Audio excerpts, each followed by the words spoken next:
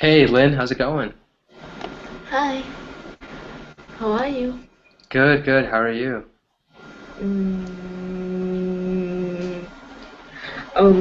I'm fine. You're fine? That's good. That's good. How's Yes. how Oh, I'm sorry, go ahead. No. I was gonna ask how the weather is. I've been hearing from Heidi and a bunch of other folks that the weather's been really rainy recently. Well, actually, today we don't have. It does have sunny and rainy. The weather is cool, and it's really possible for people who want to enjoy outdoor activities. So people can go outdoors today and really have fun? Yes, because we don't have sun, and it's not too hot, Uh-huh. and it also doesn't have rain. So I think there are a lot of people want to go out and enjoy their outdoor activities. Mm-hmm. That's really cool. Are there do you guys have like is there like a nice breeze today? Is there a nice wind? Because I really love when it's a little windy outside. I go riding my bike or something like that. Yes. Yeah, that's great. Yeah, usually when there's a wind, it's much nicer. And let's see, we also have Kim. Kim, how's it going? Welcome. Yeah, nice to see you again. I'm fine, thank you. Nice, nice, awesome. Kim, I forgot where you're from. Would you mind reminding me? Yeah, I'm from Korea. You're from Korea. Nice to see you, Kim. Uh, I believe you were in one of my classes before, but I'm trying to remember. Did you say you were from Seoul? I'm from Korea. It is near the Seoul. Near Seoul, uh-huh. So Yeah, it's close enough. That's close to Seoul. Great. That's yeah, yeah. awesome. That's really cool. I think there are a lot of different types of programs in Korea that a lot of my friends are in. My sister actually speaks Korean. She learned Korean in college, so she was really excited. She wanted to visit South Korea and learn about the culture and about the language. A lot of students, I think, are in Korea to to kind of do the same kind of thing. So it's Yeah, I'm fascinating. yeah, I'm happy to hear that. Yeah, no, we. I think a lot of girls, especially, they watch a lot of the Korean dramas and Korean movies. Uh, Korean music also is very popular with them, so it kind of draws their attention, and they begin to get interested in the language. And some of them, like my sister, they actually learn the language, so it's interesting. Yeah, How long have you been using the lessons on Colingo, Kim? If you don't mind me asking. I have been participated in Kolingo about for 2 weeks. 2 weeks. Yeah, That's awesome. Do you like it so far? yeah. I like Kolingo, but Uh-huh. it it still makes me feel some nervous, and every time when I talk to in English, I feel a little bit nervous and uncomfortable still. Yeah, You shouldn't be, Kim. Don't worry about it at all. I think it's natural to feel nervous, but don't feel nervous because really my job is to help you feel that you are always comfortable in this class. You can talk about anything, share anything. You can make zero mistakes. You can make 100 mistakes. I'm not going to think any less of you. every teachers in Kolingo told me like that, but Uh-huh. it's a little bit difficult to overcome that feeling. Yeah, I know exactly what you mean. When I was learning languages myself in the past, I've had to come across that fear, and it takes time. Definitely takes time. But if there's ways we can help, let us know. That's part of my job. So Yeah, thank you for your mention. yeah, absolutely. You're welcome. You're welcome. So actually, guys, let's get started. We're about 13 minutes past the hour. And today we're going to be, I'll give you guys a brief overview. So, Kim, just to refresh your memory as well, my name's Farhan. I live in Madison, Wisconsin. I'm 24 years old, and I have been teaching on Colingo for about 3 months. So it's been a great experience, and I really enjoy kind of meeting everyone. Looking today at the lesson that we are going to be learning, we are going to be focusing on count nouns and non-count nouns, right? And it's a lesson that actually sometimes we think it's an easy concept, but it does have those specific exceptions that are so kind of characteristic of English, right? You have exceptions to the rule, you have exceptions to the exceptions, and sometimes it gets confusing. So we will review the differences between count nouns and non-count nouns, and we will also take a look at an article that speaks about the popularity of private tutors. There are a lot of private tutors in the United States, high school students, some of them are college students who are doing tutoring, and they are getting a lot of money for their work. But there's a feeling among some people that there is really not a very strong need to have all these tutors in society, right? Oh, Ken left. I'm sorry, or Kim left. And hey, Marcelo, welcome. How's it going?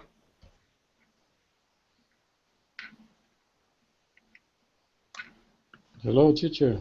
Hey, how's it going? Can you hear us? Nice to see you again. Yeah, nice to see you as well. I think if there's a lag in the connection, Marcelo, let me know. It might be my computer. I think there's a delay in hearing between us. So let me know if it changes. So Marcelo, you joined just in time. We were going over what we're going to be discussing today. We're going to be talking about count nouns and non-count nouns, and we're also going to be looking at the study, a research study behind private tutors. There seem to be a lot of private tutors in the world today, and we're going to learn more about them. So, guys, before we get started, I want to get us thinking about count and non-count nouns, right? When we use count nouns, we talk about things that we can easily count, right? It's kind of almost too easy to forget, right? Count nouns are things that you can count, right? I can count trees, books, pencils, pants, cars, right? Tons of different things. So when I say 2 trees, 3 cars, 4 pencils, 5 notebooks, 6 computers, right? These are all count nouns. And most nouns are count nouns, right? When we make count nouns, we add an S to the end of the word, or sometimes we add an ES to the end of the word, right? Pretty simple. 1 house, 2 houses. 1 car, 2 cars, right? So that's what we say when we have count nouns, and we have some exceptions to count nouns, right? So some of the words, we don't just add an S or an ES to the end. We actually change the spelling altogether, right? So, for example, Marcelo, what's the plural form of mouse?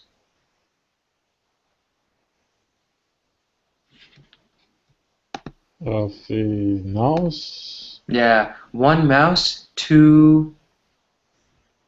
It's going to be 2. Mouse. No, so it's actually irregular, right? So it's 1 mouse, but it becomes 2 mice, right? 2 mice. Even the spelling is different. Okay. Yeah. I forget So it. yeah, yeah. Sorry if my thing wasn't clear, but yeah, 1 mouse, 2 mice, right? We have these specific examples. Kim, what about when we want to make child plural? What's the plural form of child?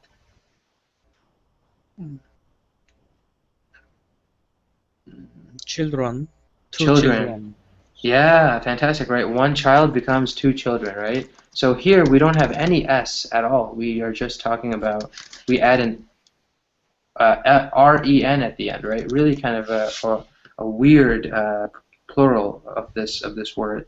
And Lynn, what about the word for, let's say, what's another one of these irregulars? Let's say person. What's the plural of person, Lynn? People. People, right? So we have one person, but we have like what, 3 people, 2 people, right? One person, 2 people, right?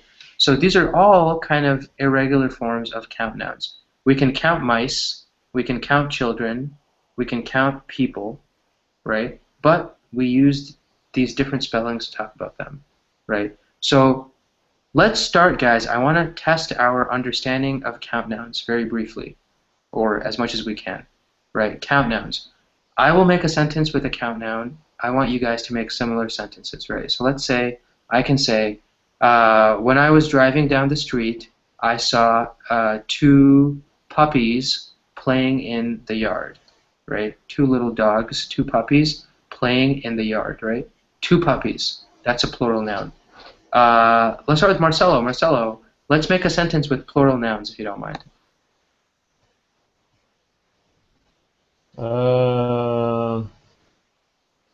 When I was walking in the shop mall, I saw two childrens It's going to be playing. children, right, Marcelo? There's no S, right? Oh, sorry. Yeah, Two yeah. children playing hide and seek. Fantastic. When I was in the mall, I saw 2 children playing hide and seek, right? Fantastic, fantastic. Lynn, what about you? Another example using count nouns, please.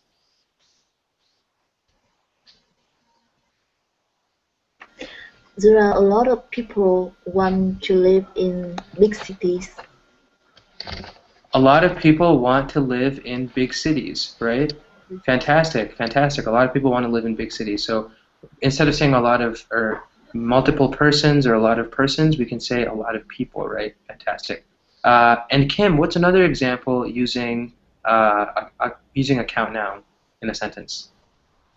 When I was watching the movies, there are so many people also watch that movie.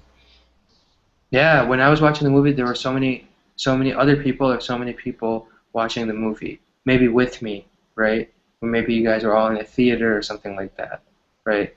Fantastic. So this is how we use count nouns, guys, right? Pretty simple. We make them plural. For these irregular cases, we have these irregular forms. Otherwise, we add S to the end of the words, usually S or ES, right? But then when we talk about non-count nouns, actually, before I move on, guys, any questions so far about count nouns, guys?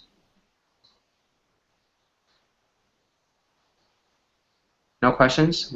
Does it make No sense? question. Okay. Awesome, fantastic, Not guys. for a while. All right, all right. So when we look at non-count noun, guys, a couple of different categories, right? Non-count nouns are nouns that that do not have a plural form, they do not have a singular form.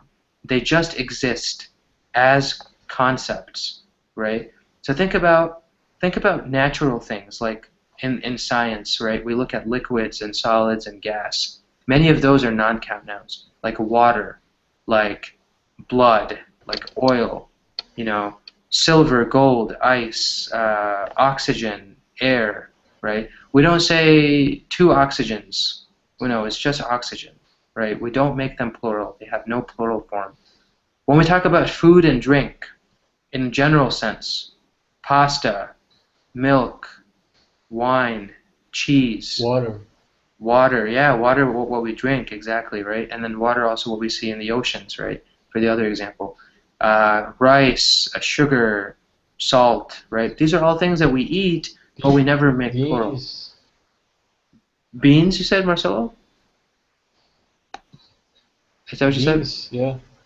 Like beans, like when you have beans with rice? Beans. Yeah. Like beans like this, right? Yeah. Yeah, so, well, bean is actually going to be, hey, okay, see you later, Lynn. No problems. Beans is actually a count noun, right? Because you can say you have one individual bean. Or could it be countable or uncountable? Depends on of the situation. I don't know. Yeah, Marcelo, this is actually a great question. It's a great question. I think beans is actually going to be a non-count. I think you're right. Because just like when we say rice and beans, rice also I can say individual grains, but it doesn't matter. rice is still non-count. Nobody says I'm gonna eat rices, right? Just like Yeah. nobody says I'm gonna eat bean. Everybody says I'm gonna eat beans. So in this example, beans is a special case. It's a special type of non-count noun that ends in s, so it looks plural. Yeah, it's like rice. Yeah, but well, rice doesn't end in s though, right? Yeah, okay, yeah, Yeah, so right. beans looks like it's a count noun, but it's actually a non-count noun, right? It's a little bit more confusing because it ends in s. Fantastic. No, that's a great point. Um, other things that are non-count nouns, guys, are, for example, if we're talking about a general activity, like somebody is swimming, somebody's playing, somebody's teaching, right? We don't say two people are teachings. We say two people are teaching, right? It's kind of like Man, man, man, woman, women. yeah, but those are going to be count, right? Because you can put people in front. You can put a number in front of those nouns, right? Oh yeah. Like two men, three women, right? And then sports. Sports we are non-count, right? Football, soccer, baseball, whatever. You never say they're going to play three basketballs. You say no, they're going to play basketball, right? When we also talk about things like information, scientific things like information, software, money, finance, or no, actually finance is different because you can say finances, but things like software, you don't Money, say softwares. Yeah, money is one money, example. money. You can count it. Yeah, so remember, actually, Marcelo, the best way to think about these is, can you put a number in front of these words? If you can, Ah, right. yeah, So yeah. So sometimes we can think about, because otherwise it gets confusing, Marcelo, which is a great point, right? If you think about it as if you can count individual pieces, then rice and beans would also be count nouns, right? Because you can count individual grains of rice, but we don't care about that. We are caring about if we can put a number in front. So two monies, no, that's not going to work. Just money, right? Or can yeah. we say three rices? No, it's going to be just rice, you know? So money, software, information, right? Also diseases, right? Lots of diseases that are out there are non-count. If somebody gets smallpox, God forbid, if somebody gets arthritis or mumps or measles, right? These are all diseases and they exist as is, right? Couple other ones real quick, guys. Fields of study, like biology, chemistry, subjects, right? Uh, Engineering, economics, medicine, right? And then this is kind of a really broad one, but ideas, big ideas, like when we talk about things that are very universal, like justice, love, peace, confidence, knowledge, those kinds of things, those ideals, those very lofty, very high ideals that we value as humans, we leave them as non-count, right? Thoughts, Yeah, I'm sorry, Marcelo, can you say that one more time? thoughts too, no? Yeah, Thoughts. thoughts, right? Well, thoughts, can you say I have two thoughts about something, or I have one thought? Yeah, I think it is awkward. I have It one thought. I have two is. thoughts. It's Yeah, it is awkward. It is slightly awkward, right? I agree with that. I agree with that. I think thoughts can also be classified as a non-count. You're right, Marcelo, right? Because we don't say I have one thoughts. No, I have thoughts about something. Yeah, yeah. absolutely. Fantastic. See, you're helping me learn, Professor. This is awesome. Children, I know a children here, a child here, and I know a child here, and he usually uh, say, "Oh, Marcelo, I had two thoughts. I have three thoughts now." I Yeah. think it's funny, very funny. It is funny, and that's how when kids talk, yeah, they don't realize these things, which is why it's amazing that we can pick Yeah, these up. We can pick these up from kids, right? And also, guys, last but not least, we can use like languages that we all know, Portuguese, Korean, Chinese, Japanese, English, whatever, you know. can we say I have an idea, or I have two ideas, three ideas? Yeah, we can say ideas. We can use multiple ideas. Yeah, Okay. we actually do see that in common conversation also. For example, people say, "I have an idea," or she has, or I have three great ideas that we can brainstorm, that we can decide, or Okay. that we can talk about. Yeah. So idea would be a count noun, right? So that was a kind of a lot of information, right? I kind of threw a lot of information at you guys, but Kim, did you have any questions about these non-count nouns that we looked at? Everything from money and salt to knowledge and love. No So question. decisions is it decisions is it a count noun or Decisions, I think yeah, decisions is a count noun, right? Because you can make one decision about something. You can make multiple decisions.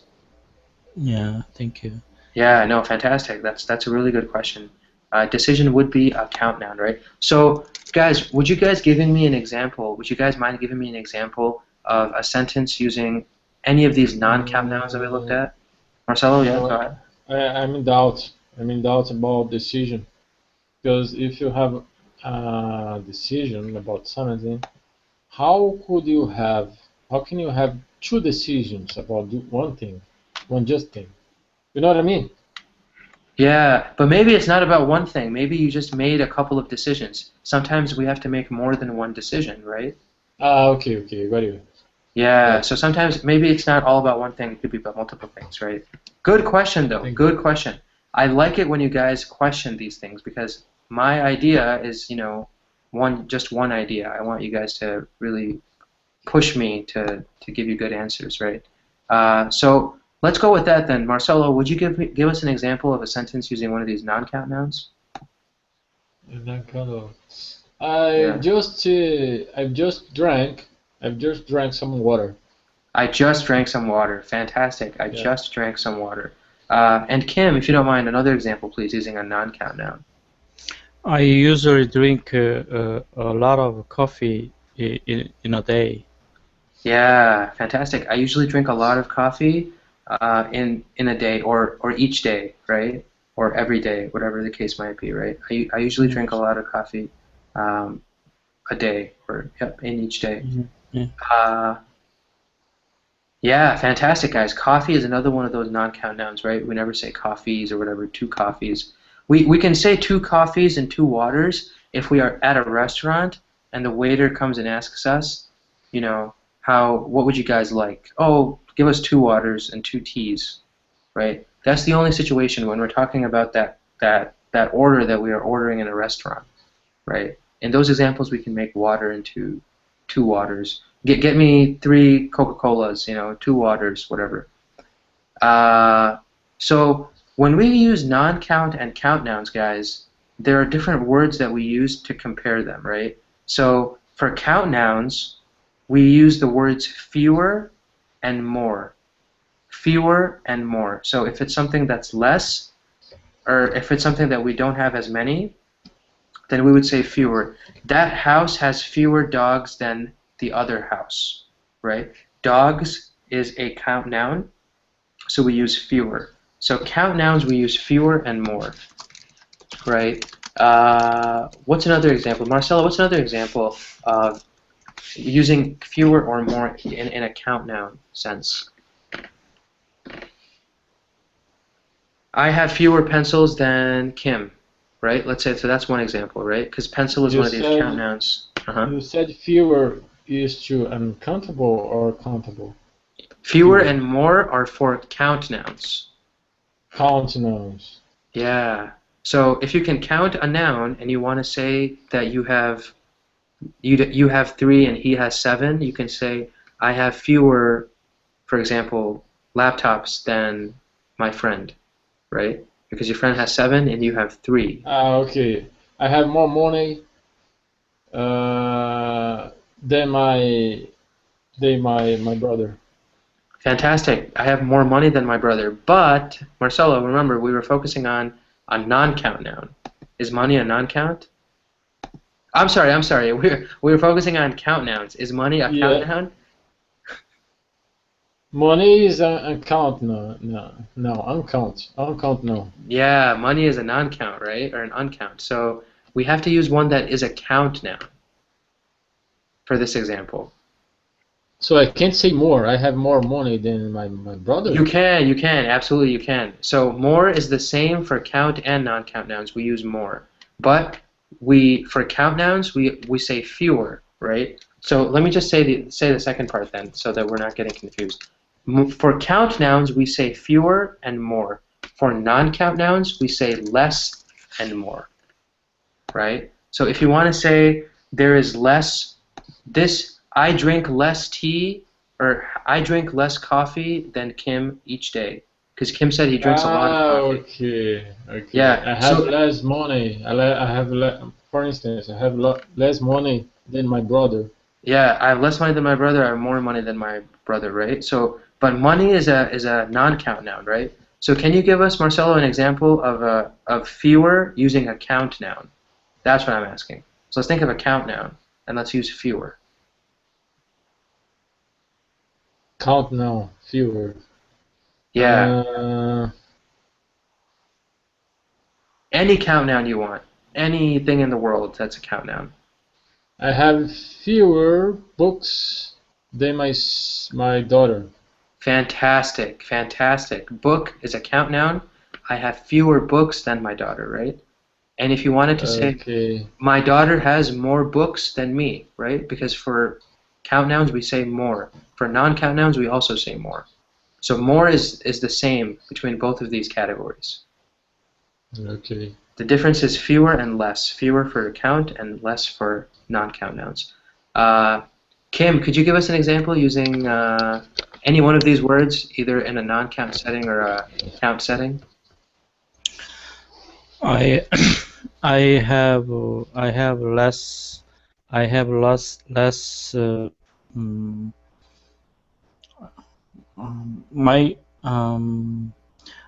my car have less fuels than my friend's car. My car has fewer. What was the noun you used, Kim? Fuel. Less fuel. You said. I'm sorry, right? Yeah, You said yeah, less fuel. Fantastic, fantastic. Because fuel is a non-count noun, right? yeah. Yeah, fuel. We don't say when you go get gas for your car. Yeah, it's a non-count noun. So my car has less fuel than. And you said, did you say my friend's car? Kim, or my brother's car? Something like that? Yes. Oh, your friend's Friend's car. car. Yeah. Fantastic. My car has less fuel than my friend's car, right? Because fuel is a non-count noun, we can use less, right? Fantastic, guys. I think you guys are understanding this very well. And more and fewer. Okay, good, good, good. The last thing I wanted to mention, guys, was that for count nouns, we also use. So for count nouns, we're talking about extremes, right? Count nouns, when we're talking about extremes, right, we use too many and too few, right? Too many and too few. So too many and too few. So if I want to say, for example, there are too many books in this library, right? Books is a count noun, right? There are too many books in this library. It's impossible to find what I want, right? Because there are too many books in this library. I can say there are too few classes in this university, right? So we're talking about extremes, a lot and a very little amount, right? Too many versus too few. So that's for count nouns. For non-count nouns, we use too much. I'm sorry, with non-count we use too much and too little, right? Non-count nouns we use too much and too little, right? So first let's choose a non-count noun. A non-count noun would be something like money, right? Poor people have too little money to save for their future. Poor people, you can say don't have enough money or have too little money to save for their future, right? Rich people always have way too much money. Rich people always have too much money. right? So non-count nouns, too much and too little. Count nouns, too many and too few. Any questions about that, guys?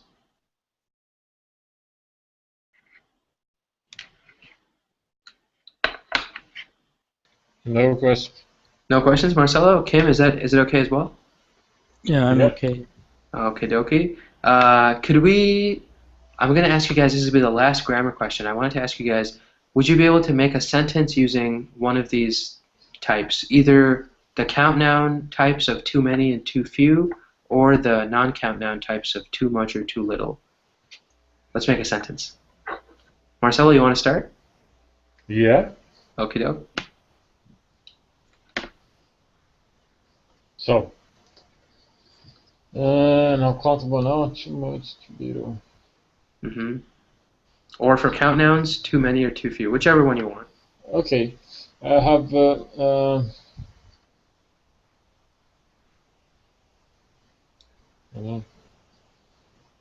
Let's think of the Maybe- noun first, right? And then it'll be easy. Just any noun, and then we can choose the one we want. Right? there are too little money in my wallet. Uh-huh. There is too little money in my wallet. There what? There is? is, yeah. We don't want to say, because there is money. Money is considered, There is or there are? I think it's an is. I think it's thought of as singular, Marcelo, right? The money is in the bank, right? The money is in my wallet, right? Money we treat as is, not as are, right? Okay. Yeah, so there's a lot of money in the bank. There is money in the bank. There is money in my account. Right? There is too little money in my wallet. Yeah, fantastic. There's too little money in my wallet, right? There is little money in my wallet. There is too little money is okay. Is it better to say too little money than just little? It's better to say there's not enough money in my wallet. Yeah. Okay. Instead of saying little, it sounds better to say not enough money. Not enough money. Yeah, there's not enough money. I don't have enough money. Right? People say that all the time. Like, I'm at the store. I really wanted to buy that video game, but I didn't have enough money. Great. Okay. Right? Yeah, fantastic. So I really wanted to buy that game, but I didn't have enough money, right? So too little and too many, these we can use when we're talking about money is kind of it's an exception. We can say, there is too much violence in the world, right? It's suitable to say, for instance, it's a little big for you, for instance. Oh, these shoes are a little big for you. Yeah, Is it you can. suitable? Yes, absolutely, absolutely. These shoes are a little big for you, right? They just by a little bit they don't fit you. These shoes are just a little too big for you, Okay. right? But we can also say these shoes are too big for you, or whatever, right? You can use either of those types of examples. Good job, Marcelo. Good job. Kim, would you mind giving us an example? Yeah, there are too many dogs in the park. There are too many dogs in the park, right? Fantastic, because perhaps there's, a lot of people walking around with them or whatever. There are too many dogs in the park. Talking about a count noun, and we're using too many, right? Fantastic. Any questions, guys, on any of the stuff we looked at? So we started with all the way with non-count and count nouns, plural forms, many, too little, all that kind of stuff. Any questions? No question for a while. Alrighty, great. So let us then move on to our lecture, guys, or our article, and we're going to be looking at kind of tutors and the science of tutoring. The global tutoring economy is a multi-billion-dollar business, right? A lot of people are making a lot of money teaching children, right? But the idea is, should this really Do all kids need this kind of special tutoring? Maybe not, right? Maybe it's something that is a little excessive in our society. So we'll take a look. There's the link there, guys, and I'm going to screen share as well so we can see it. And we'll get started. So it's from the BBC. Does your child really need a private tutor? Right, so here we see a child with a tutor. Is there such a thing as too much tutoring? Right, that's the question. Between hovering parents, hovering means someone who kind of floats between two things, right? So parents who don't really care, right? Between hovering parents and tiger moms. Tiger moms are moms who care so much about their kids, right? They're always telling their kids, do your homework, have to get 100%, don't be late to class, right? Those are the tiger moms. So between the hovering parents and the tiger moms, a growing number of children are getting tutoring outside the classroom in many countries around the world. Be it for beefing up basic skills, college preparation, or just to keep up with higher achieving peers, tutoring doesn't come cheap. In general, each hour will cost a family the equivalent of $30 to $250 in or around major cities, said experts. The tutoring industry is growing at a rate of 7% per year in some countries, and globally it is set to surpass $100 billion by 2018, according to Global Industry Analysts, Inc., a research firm in San Jose, California. It is already a $7 billion industry in the United States, and tutoring rakes in 14 trillion. What's the symbol for this, Kim? I'm sorry, I don't know what the symbol is for the currency in Korea. I don't know too. Yeah, I'm not sure. Korean 14 trillion in the Korean currency. Yeah. Yen is Japanese, I thought, right? So I wasn't exactly sure. I think won. Won, yeah, maybe. Yeah, won. Fantastic. So tutoring rakes in 14 trillion won in Korea. Holy cow. $13 billion in Korea these days, like now, currently, right? Just 7 billion in the US. So the growth has come despite conflicting evidence on whether tutoring raises educational attainment. There are no global standards for good practice or even who qualifies as a tutor. Many are practicing teachers looking to make money on the side. That's part of the reason it can be difficult for parents to assess whether they are getting a good return on their tutoring investment, said Mark Bray, a chair professor in comparative education at the University of Hong Kong, who has studied this so-called shadow education in both Asia and Europe for UNESCO. Most parents opt for is the same as choose, guys. Opt for is the same as choose. Most parents choose tutoring just to keep up with their peers, said Bray. When you have 72% of parents tutoring their kids, the other 28% begin to feel nervous. The number of hours that children spend in tutoring varies regionally. In Asia, students typically are tutored several nights per week. In Western Europe and the US, it's closer to 2 hours per week, said Bray. In regions where academic hurdles are increasing, in regions where there are a lot of academic challenges, right, including new primary school entrance exams for children as young as 4 in some countries, seeking outside tutoring may seem necessary to parents.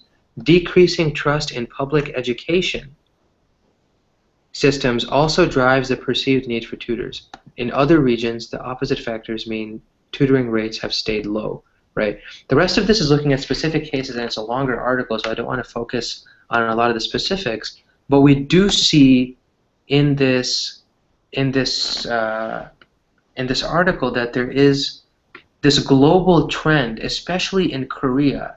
It blows my mind, Kim. Maybe you can talk about this in a little bit, but for $13 billion, a tutoring industry, right? Private tutors, children teaching younger children, high school kids teaching elementary school kids, you know, college kids teaching stuff. It's unbelievable, right? And it seems to be social pressures involved. There may be competition involved because we're talking about the best students in some of these extremely competitive societies, right? What do you guys think about this? Ken, thanks for joining. what's your reaction to this tutoring mania that's going on? For example, I already chose the online class, and I'm not sure the tutoring, private tutoring, and but maybe technology changes, maybe technology develops, maybe some people choose now online. And talking about English class, so not tutoring because I meet a lot of different people from the world in this class.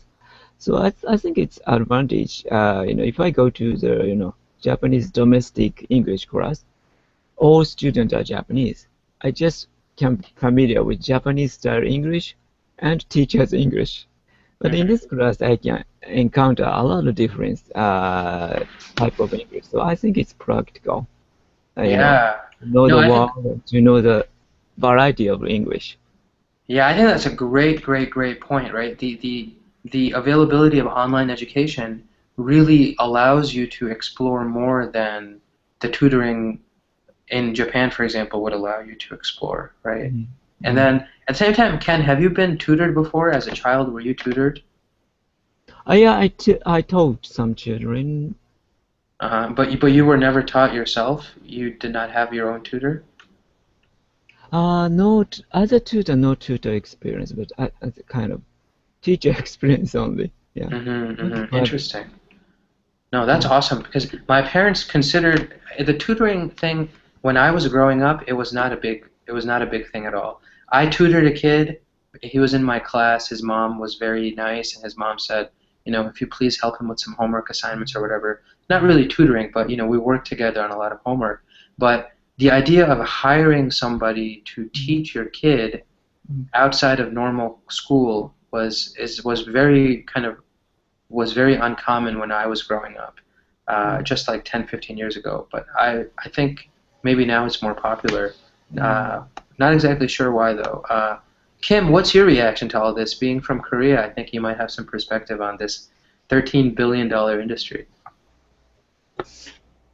Actually, I don't know how much money spent to the teaching the children, but yeah, actually, we Korean people here in Korea, a lot of private schools pop up in this country. So I think that it is a really big problem here in Korea. Um, so uh, the people who don't have enough money uh, is uh, mm, mm, uh, have no chance to uh, teaching his child. So I think that it is not equal. So I want to the education system should change it this time. Yeah, I think that's a great point, right? That there's this inequality. It's an unequal distribution, and it seems like in Korea then, right? Yeah, Yeah. That maybe the people. So a lot of these private schools, I'm assuming the private schools are very expensive private schools, right? yeah. Yeah, maybe they charge high rates of tuition and things like that, right? Very interesting. Marcelo, what's your reaction to this, the whole tutoring stuff going on? Is this something that happens in Brazil? Have you noticed it? Maybe with your daughter or with people outside? Private class. Yeah. Um, yeah, I think you have to. I think you have to adhere the idea. I think most people adhere the idea of to put their children in private classes hmm due to the low quality of education provided by the government. So it's useful to improve our skills. Because as everybody knows, our education is not so good. So people usually look for new way to to learn subjects to improve their abilities, their skills, whatever. Hmm. Yeah, but one of the things that actually made me kind of sad when I read this article was that the parents seem to be putting their kids through tutoring as a way to not be embarrassed in front of other parents, right? So, I mean, I can imagine myself as a student because very recently I was a student and I will go back to being a student, right? Students face enough pressure in their normal environment as is. I mean, if they are being put through more pressure as a result of their parents' insecurity, or if their parents are not feeling, you know, if their parents are not feeling happy with themselves, and as a result they're putting their kids in tutoring, I think that's a little over the top, right? It's like parents are maybe forcing their kids to do this kind of stuff.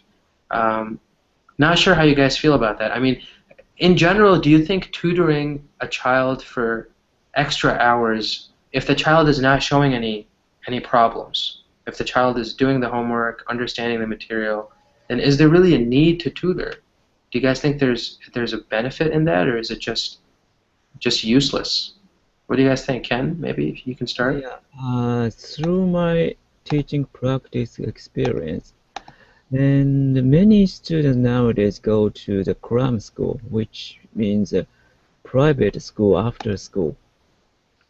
So, and some students know what I teach in advance. They answer very quickly. But some other students who don't go to the cram school, they cannot answer because they don't know. It's the first time for them to learn. Mm-hmm. So I felt such an imbalance inside the classroom. So Mm-hmm. as a teacher, I felt such a bit difficult feeling to teach such unequal students because the student who have already knew the content of my teaching, they quickly raise their hand up and say the correct answer. So Uh-huh. following up other students uh, somewhat difficult. Yeah, I agree. If the children got engaged, involved in classes all the time, it could be harmful. Maybe uh, overwhelmed with so many information. I think Mm-hmm. could be harmful for talking. I don't know. Do you know what I mean?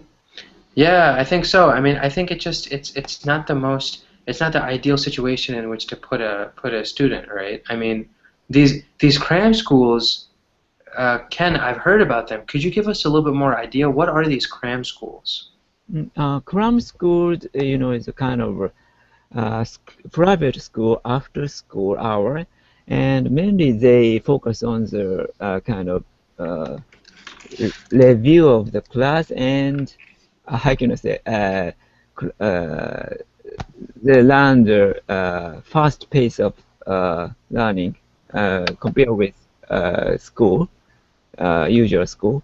So they teach the content of the usual school classroom in advance. Mm-hmm. Yeah. For example, now I want to focus on the present perfect tense, but the Cram School has already been already taught the present perfect in advance. But yeah, Wow. that is happening. Yeah. I would not, I would, I don't know how I would be able to survive, I think, in that situation that is just so high. It's like, it seems like it's a pressure cooker environment, right? I mean, Mm. all these kids are just studying and they're studying like crazy because they need to get into the good university or the good high school and they're just going crazy. I mean, I don't know how effective that is, honestly. I feel like that's a little excessive, but I think so. Yeah, and one of the teachers said some students sleep 11 or 12 p.m. For the Cram School. They're Wow. very busy. I mean, you need to have a healthy balance, right? Yes. I really feel like because I remember even without cram school, I would only sleep maybe 5 or 6 hours a night in high school, and in college I was even more busy, always doing things. And I mean, people need to have more than one focus in life, besides just academics, Maybe, I don't know if I'm just making things up or whatever, but it's crazy, I think the other thing is, though, there is a question about the student-teacher ratio. Have you guys heard of the teacher-student ratio? Having a low teacher-to-student ratio, I'm sorry, having a high teacher-to-student ratio, meaning that there are a lot of teachers for the number of students that are in the schools. So on average, there's one teacher for every 10 students, right? That's a very low student-to-teacher ratio, right? A very high student-teacher ratio would be like one teacher teaching 200 children, right? I think teacher-to-student ratio is a very important factor. Instead of having, I mean, don't you guys think? I mean, instead of having like these tutors or these cram sessions where kids are just having to memorize and memorize and memorize, it might be more effective to just teach in smaller classes. Teach the 5 hours, 6 hours in a normal classroom uh, during the day, and just have the schools redesign their classes so that the students get more time with teachers, you know, or more attention from teachers. That might be a solution, I think, because tutoring is offering individualized attention. But if you can offer more individualized attention during the normal school hours, then you don't need tutoring afterwards, I think. It's excessive, right? But what do you guys think? I mean, Marcelo, or Ken, any of you guys, or Kim, any of you guys that you want to mention something about this? I'm just thinking about the ratio of the teachers to the students. Yeah, actually, and the problem is Japanese government don't spend budget for education so much. So Really? yeah, even though there's a radical number of children's reduction happening, so that's why tutoring or prep school or cram school culture is become vital because people who cannot be hired as a teacher, they hired in such kind of field. So if the government change the ratio, nowadays maybe 40 classroom, I have to teach 40 children. So Wow. the conversation class is very difficult actually. The oral class, keeping in such large numbers oral class. But the Japanese government keeps such ratio. So if Japanese government change the ratio in the more minimal students, more teacher can be hired, and maybe situation will be better, in my opinion. Mm-hmm. Yeah, hiring more teachers sounds like a great way to start, you Mm. know? I mean, but maybe because of the financial situation, it's not the best solution right now because they don't have the money even. Um, Interesting, guys, interesting. Um, so, guys, technically we are at the end of class, but I wanted to ask you guys if there were any questions or comments you guys wanted to make about these tutoring programs and or anything about the count non-count nouns. Marcelo, I like you mentioned tiger moms in Brazil are called owl moms. Why is that? Oh man, it's like tiger months, you said. Yeah. So, but why owl? Because owls are always like looking Yeah, at. yeah, and it keeps all night up. Yeah, keep you up Uh, all night. Yeah. yeah, keep up all night. Maybe looking after their children. I don't know. Yeah. My mom, when I was younger, she was a tiger mom. Absolutely. Like when I was like first grade, second grade, she was a tiger mom. Then I think as she trusted me a little bit more, she started getting less and less strict. But I know some cultures, the mothers tend to be very demanding of their children, especially when it comes to school. I feel like maybe Korea and China may be in that category, along with maybe India. Indian You parents. are you the filho único? You are the only The child? only child? No, I'm not the Yeah. only child actually. I'm the oldest child. I have a younger sister, but Oh, that's right. she was a tiger mom to my sister too. I mean, she didn't stop with just me. She was tiger mom with me until maybe second or third grade, and she was tiger mom with my sister until second, third grade, something like that as well. I don't know. I mean, Indian parents are kind of really, or at least my parents, I should say, they're very concerned about academics usually. They really care about school. Where your parents live? My parents live in New York. Both my parents live in New York, yeah. So What make you change your mind? Make you get out of your their parents' house. house? uh, Yeah, and live by yourself, you know. Independence, first two things actually, Marcelo. Independence was one I wanted to see if I could survive by myself. And the second thing was my job was in Wisconsin, so I wanted to move. I had to move here for my Okay. job. So yeah. But also, I mean, I was in my parents' house for so many years. Now it's their time to relax and retirement. You know, they're old. They can relax now. And Great. And yeah. how often are you gonna go there to visit them? Usually I go once every 6 months, once every 5 or 6 months. Ah, great, great. Yeah, so I'm gonna go back during Christmas to see everyone again. But Ah, besides that, great. yeah, it'll be nice to see everyone. But yeah, guys, any other questions, Ken or Kim, about things that came up that we No wanted? question. No question. Thank you very much for Marcella? that amazing Absolutely, presentation. Marcella. Thank you so much again. So Have much. a good night. Alrighty, Kim. Thank you as well. Bye Thank you Uh, bye. very much. alrighty, guys. You guys are all saying goodbye. Awesome. Take care then. Bye bye. Take care. Bye bye. See you. Yeah. Alrighty. Alrighty, guys. Take care. Bye bye.